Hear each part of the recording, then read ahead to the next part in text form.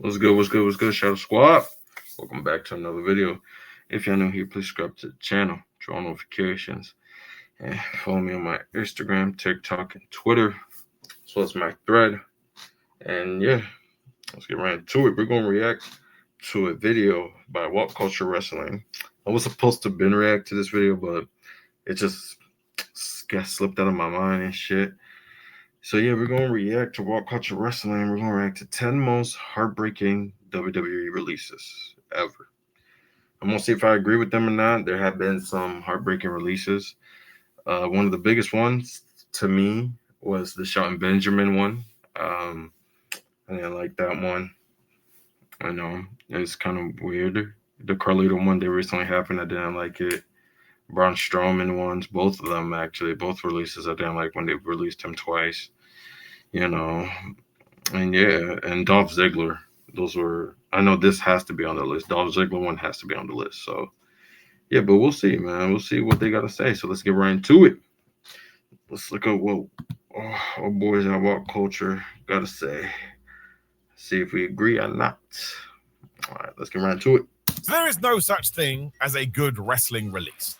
If you are one of these weirdos that celebrates when a human being gets fired, I think you need to go look in the mirror. You are not serving the human race well. Sometimes, though, the reactions to such firings will break you heart as wrestlers kind of break down in front of your eyes. So let's celebrate such people that actually went on to do great things with the 10 most heartbreaking WWE releases ever. Number 10, R-Truth. So essentially, this is what this entire list is based on, because on the 1st of June 2025, from nowhere, we were told that Ron R-Truth Killings was gone from WWE. Right now, bro. That's right, 17 years of goofy wrestling for life and pure entertainment wiped away without so much of a warning. And I can tell you, when I saw Ron Killings' tweet, I thought he was just mucking around. You don't fire R-Truth. He's a flipping goat. Within hours, too, it turned out that every single person on the planet thought this as well, because what the flub was WWE thinking? It wasn't like Truth was some sort of forgotten mid-carder. Right. He was a serious go-to mood booster when it came to WWE. And over those years, if ever the product was bad, do you know who was around to just lift it up a little bit? That's right, R-Truth.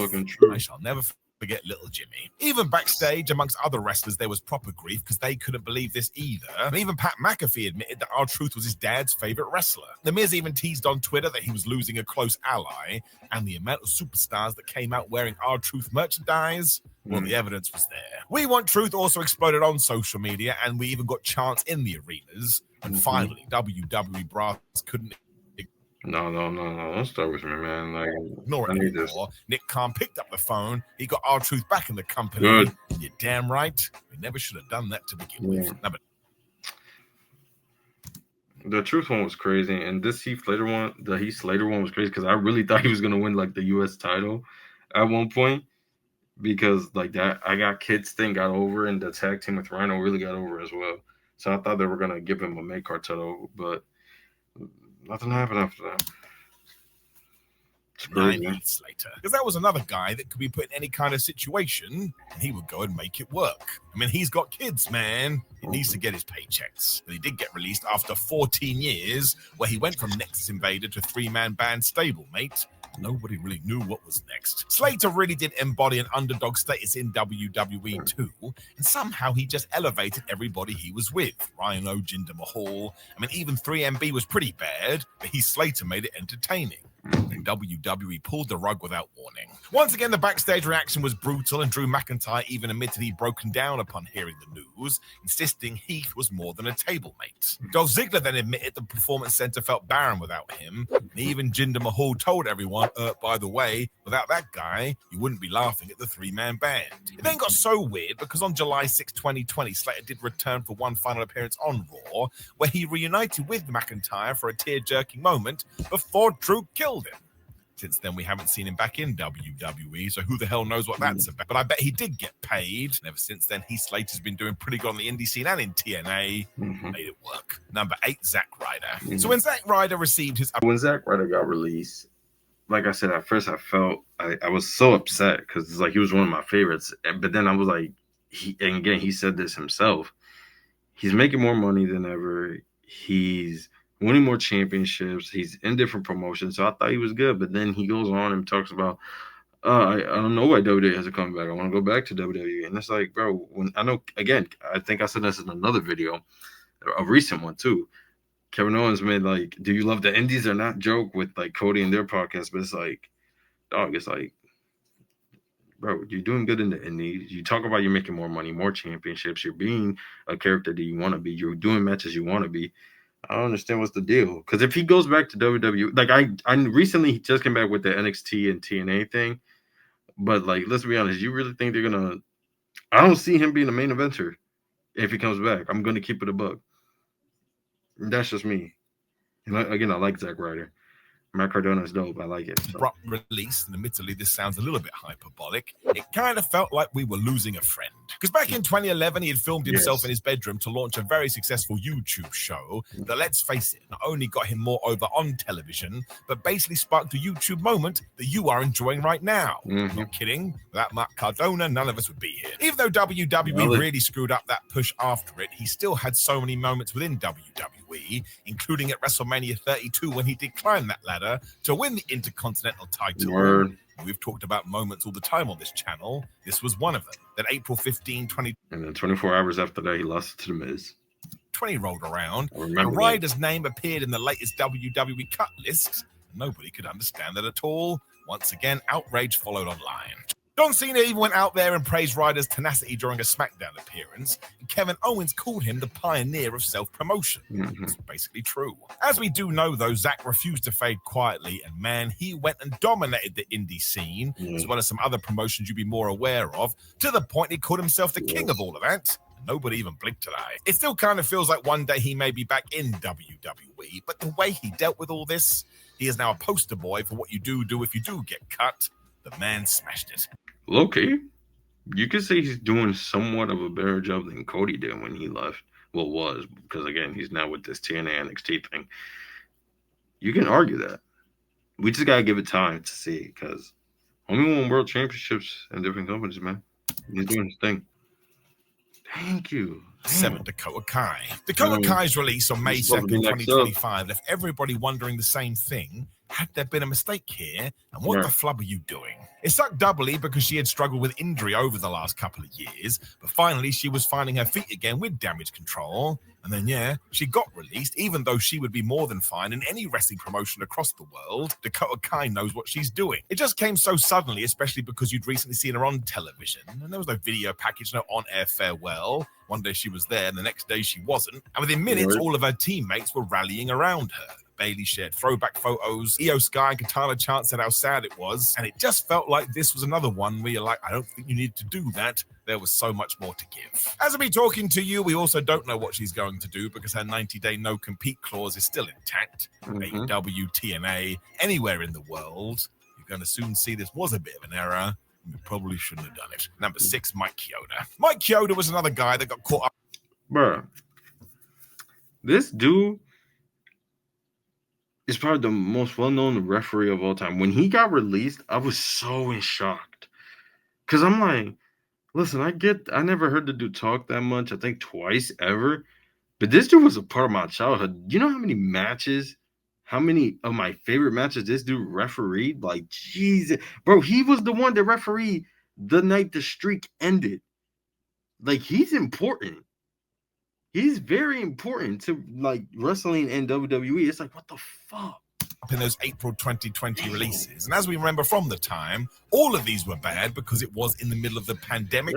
Kind of feel like WWE could have just stalled a little bit. Mike Chioda hit a little bit harder too because, of course, he had made his in-ring debut as a referee at Survivor Series 1989 and seen through over 30 WrestleManias. And he was there for Michaels versus Austin at Mania 14, The Rock versus Hulk Hogan at WrestleMania 18, those brutal TLC matches in 2000. I mean, Chioda was the calm authority that turned chaos into storytelling.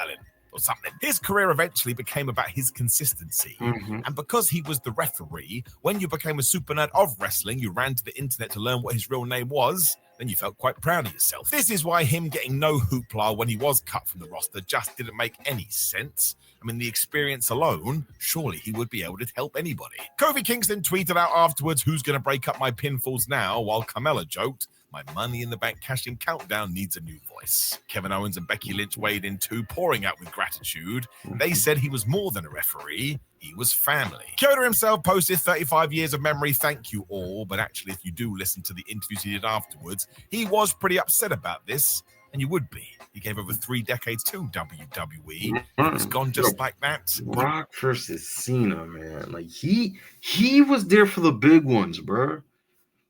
Like, what the fuck, man? You just don't release someone like that, And man. today, should have done something more. Number 5, William Regal. William Regal's January 2022 WWE departure ended a 22-year stretch inside the squared circle. I mean, he guided NXT from day one as his on-screen general manager, and later on had been given the title of Vice President of Global Talent Development, because trust me, if anyone knows about who you should bring into your company, it's William flippin' Regal. He's also a great mentor to rookies behind the scenes. So WWE were really losing a player here, and surprise, surprise, at AEW Revolution 2022, Regal popped up. This is when we got the Blackpool Combat Club, where Bryan Danielson and John Moxley could stand next to William, and yes, he was one of their mentors too. We just talked about this. Eventually, he was allowed to leave AEW on December the 30th because he wanted to go and work with his son, who was now in WWE after his former. I remember when that happened. Rumor was that he was a spy for WWE for AEW, and I kind of understood why that happened because like homie was not there for that long. He made his mark. Don't get me wrong. He gave us amazing moments, but he was not there for that long, man. Employer had reached out and said, "Yep, you can come back here," which he did on January 4th, 2023. He also slipped back into his VP role, and even today, Triple H credits William Regal with being his right-hand man. Without him, who knows what state the company would be in today. There was plenty of chatter around this too, but actually go and listen to Regal in interviews, and he does clear this. I'm sorry if y'all hear that. Up, that people were sad when he left WWE. They were sad when he left AEW. So thank goodness he's got his big chair back now. I mean, the experience that William Regal has, he will make you a better wrestler. For Bray Wyatt. July 31st, 2021, I was driving to a wrestling show when all of a sudden I heard that WWE had cut Bray Wyatt due to budget cuts. That is like taking a potato and throwing it into the river when you're hungry. What are you doing, man? Bray Wyatt is not a guy that gets released. To this day, I cannot figure out what anybody was thinking, though. Even if Bray was being paid a lot of money, who cares? The man deserved it. He was a creative force. Fans erupted on social media, as you would expect. And Alexa Bliss, Braun Strowman, and countless others all came out and were like, can we please stop this? Also, look at his ratings, look at his merchandise. He's still shifting T-shirts. It also made the locker room feel like, well, if Bray can get fired, anybody can. Then, of course, nearly 15 months later, we got a cryptic QR code. And finally, a return to Extreme Rules 2022. Word. Thank goodness we did this too, because on August 24th, 2023, Bray Wyatt did pass away from a heart attack. Word. And imagine we hadn't given him this one last run. I mean, it was terrible as it was, but that would have been insulting. Everybody from every generation came out to say what a visionary Bray Wyatt was. Talk about losing a guy too soon.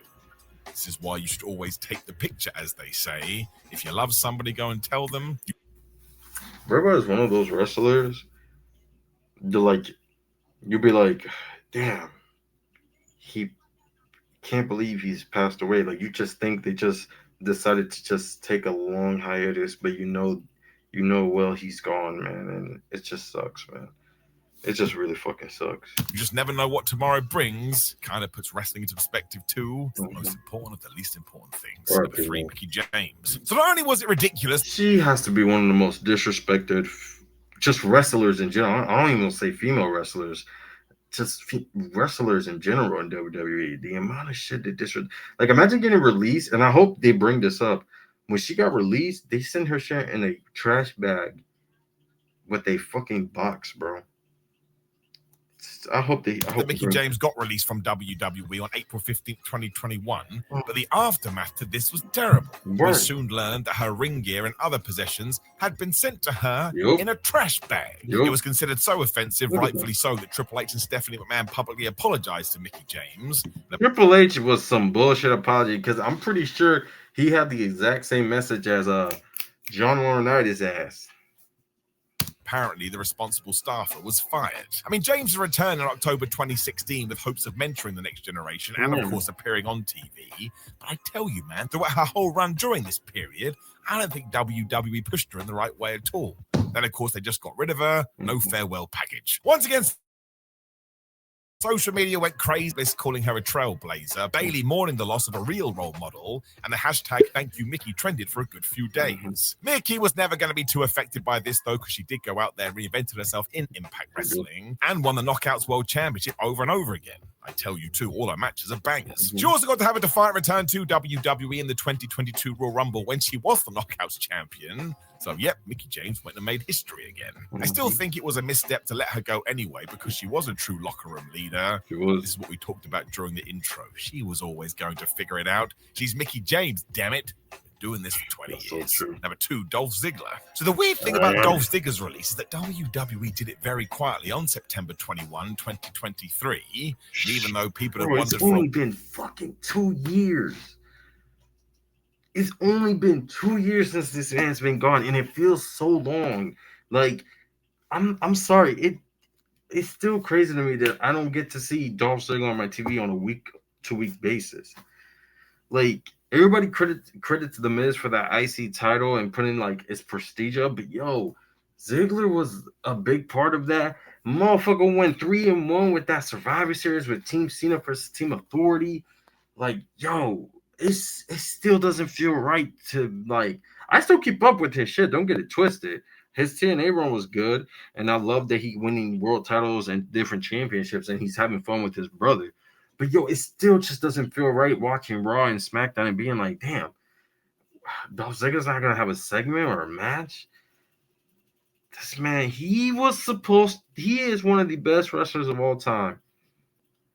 But he was supposed to be the best. And the only reason that happened was because freaking WWE just didn't want to do it.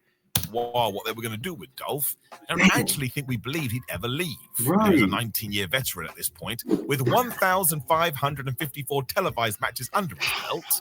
I do believe that's the third most in company history. This all came down to the fact that TKO took over, which apparently meant we did have to lower the roster. And instantly, people started to talk about the fact that maybe we never did right by Dolph. I mean, the show-off was an awesome seller, an awesome bumper, and could basically figure out anything you did give him, which ultimately was his undoing. I think that WWE and Vince McMahon thought he was too good, so never actually put him in the proper spot. Imagine being so good at your job, your boss thinks you're way too good. You're really not giving you that. And you know why? Oh, because you're not the hand-picked guy. You're so good at this, and we could benefit from you.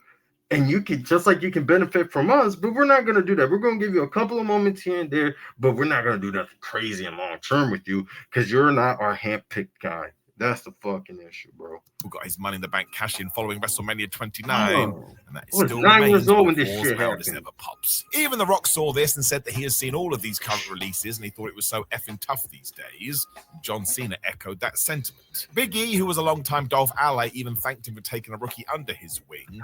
Just think of all the people that Dolph Ziggler made look good. The man was a beast. Of course, everybody wanted his signature as soon as he was a free agent, with him finding a home in TNA. Ever since then, he's just been great. Someone even said the other day they think him arriving in total non-stop action was the reason the company got an uplift. I don't doubt it, man. That dude had tenure. Number 1, Drake Maverick. Yeah. Drake Maverick was another guy that... You know what's crazy? He made me laugh, but like R-Truth and Santino Marella were the only ones that generally made me laugh in WWE. And I think most of y'all would say that. He was one of them. Like, his 24/7 segment with R-Truth were funny, man. Like, I really hope. Like, I just actually posted a freaking story because I saw a reel and I posted it where he's teaching a wrestling school and he's giving like an example of like, hey, this guy's gonna come in and my job is to make you look good. I'm gonna make you look good. And then he gets it from the other perspective. The guy saying, hey, I'm gonna come in and I'm just gonna, I forgot what it was exactly. He basically said he wasn't gonna make it the other guy look. He just says, I'm just gonna do what I do. And then he basically tried to say that like, if those two were to happen, it's not gonna work. Y'all both gotta be on the same page because again, wrestling is like a dance, bro. It's a fucking dance, and this dude gets it. When I saw that clip, I'm like, bro, it's just crazy to me, man.